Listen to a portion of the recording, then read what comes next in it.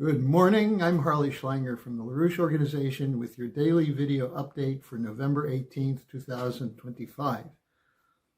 Today I'm going to start with an emergency roundtable discussion that the Executive Intelligence Review will be holding on this Thursday, November 20th, to discuss the dangers of a U.S. attack on Venezuela.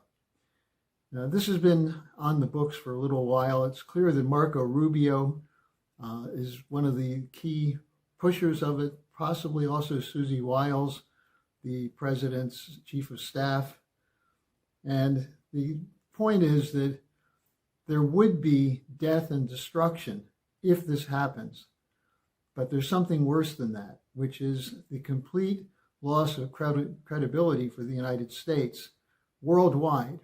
We're already somewhat isolated because of our posture toward the global majority, and especially toward the Belt and Road Initiative.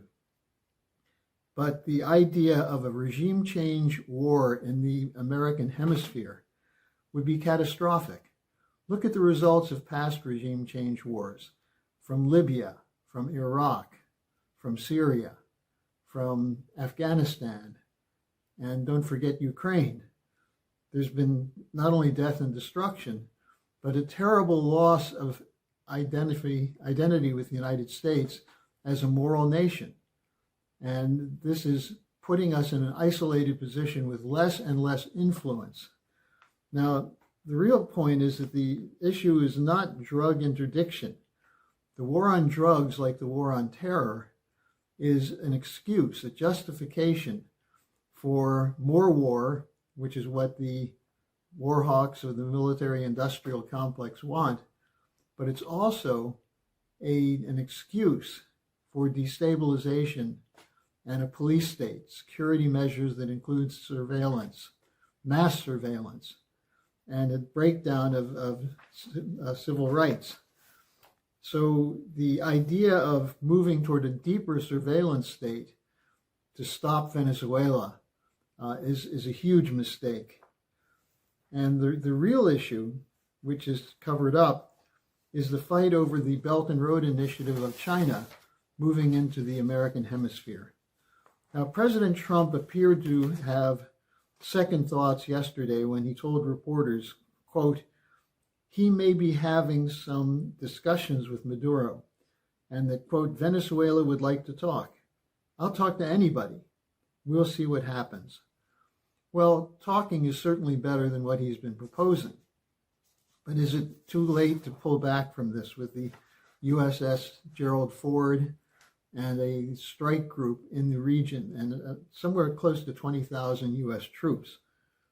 Now, in order to reverse this, we're trying to make the real issue known, that this is an attack on the Belt and Road Initiative and on China's influence.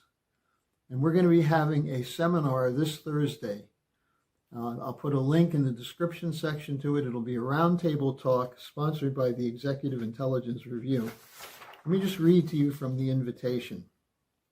Quote, the United States has no reason to fear the Belt and Road Initiative and the BRICS, and should instead cooperate with them in building these great projects. This approach could rapidly develop the entire Caribbean Basin region and stop the real narco-trafficking and related migrant problems that will only be worsened by an attack on Venezuela. So you need to think about that and why that's so important, and help us organize a big audience for this discussion on Thursday. Now, it should be noted also that, as I said, the isolation of the United States because of our policy of regime change, there's another example of that with a vote in Ecuador over the weekend. There was a referendum to allow a U.S. military base to be constructed there. And Department of Homeland Security Director Kristi Noem went to Ecuador with U.S. military officials to campaign for that. It was defeated. Over 60% of the voters of Ecuador rejected the idea of a U.S. military base on their territory. So that's a part of this question of being on the right side in history. Now, the other issue I want to talk about is the apparent flip-flop by Donald Trump on the Epstein files.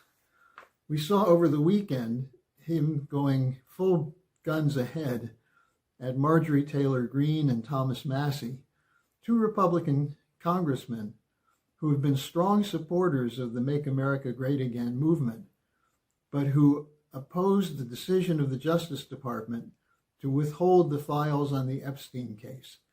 And Trump went nuts. He called her Marjorie Traitor Greene. He's supporting an opponent to Massie in the primary. And then I think something happened. I think someone told him that polls show that MAGA is split, that the idea of Make America Great Again does not include these wars. He promised no more wars, no more regime change. That's what Tulsi Gabbard, the director of national intelligence, said. We're out of the business of regime change. So why is President Trump prepared for a regime change war? Well, apparently he's read the polls. He maybe also watched Tucker Carlson or Candace Owens, listened to Marjorie Taylor Greene, and realized that this is the wrong policy. He should keep his promise and release the files. Now, the majority of Republicans, polls show, want the files released, and the vast majority of Democrats, but for the wrong reasons. The idea of releasing the files is partly an attempt to show who is caught in sexual traps, the compromat material of the Epstein videotapes and so on. Now, look, that's important to know that people are corrupt and can be have their votes turned by such compromising evidence. But that's not the real story. The real question is who set up the Epstein operation and why? And it's not just to blackmail people to get them to go along with an agenda.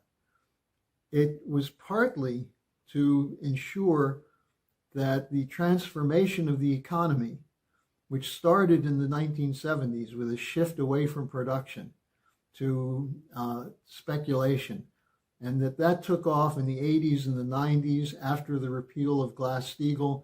We had the mortgage-backed security bubble, and we've continued in that direction, and we're now headed toward this public-private partnership run by the Silicon Valley tech firms, which is the next phase away from the U.S. as an industrial power.